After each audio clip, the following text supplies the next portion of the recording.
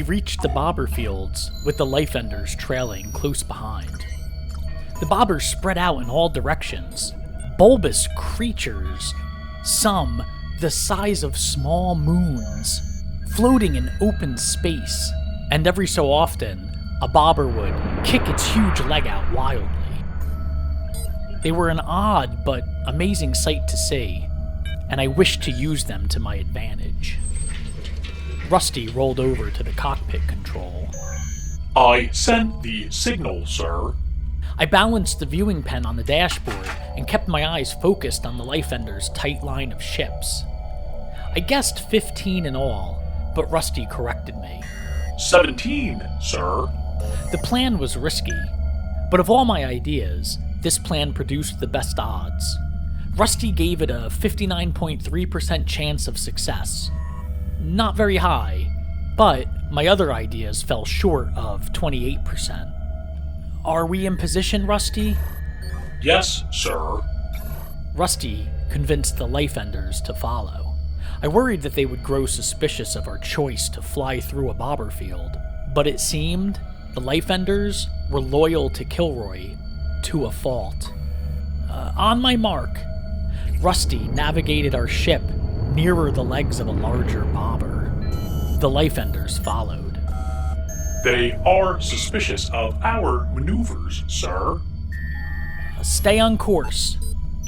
The Life Enders would eventually realize Kilroy was not in control of his ship. One thing I learned from the Earth transmissions, even the most dedicated soldier will eventually question their superior. I kept the viewing pen steady as Rusty dipped our ship closer to the bobber's legs. Weapons are fully charged, sir. Hold. They are requesting visual contact with their leader, sir. Hold. I aimed the pen toward the rear of the ship. The Life Enders were already in attack formation. Time was running out. They are targeting our main engine, sir. Hold. Rusty flew the ship along the belly of a bobber, hoping the Life Enders would follow. But they paused. They were on to us. I had to make a decision, and quick. 49.399% chance of success, sir. A few of the Life Enders' ships lit up. They were preparing to attack. 41.67% chance of success, sir. The thick leg of a large bobber popped into my view. Fire! Rusty dropped the ship out of harm's way, then fired our ship's main weapon, launching a massive bolt towards the bobber's lower extremities. The enormous creature kicked wildly. The Life Enders scattered, but for most, it was too late. All but 2 ships took the brunt of the angry bobber's thrashing kicks, smashing their tiny vessels to pieces. Metal and fluid drifted around the agitated creature. I wanted to celebrate, but there was no time. Prepare for impact, sir. I searched outside. 2 remaining ships let loose their weapons. I lunged for the dashboard as it struck. No alarms, no smoke. The ship groaned, but seemed to hold together.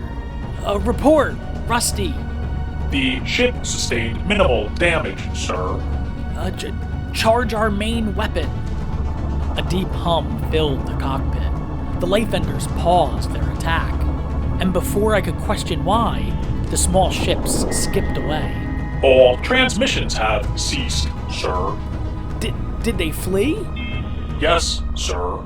I rubbed Rusty's head, proud of what we accomplished, but tried to focus on our next mission. Rusty, take us to the planet known as Testroon. Rusty worked at the controls, his eyes bright red. Heading toward the galactic center at 6-44.7 mercs, sir. 19.3 skips toward the planet known as Testroon, near the nebula known as Hemi's Foot. It was another long shot, but I hoped the humans from August's home planet would be able to help.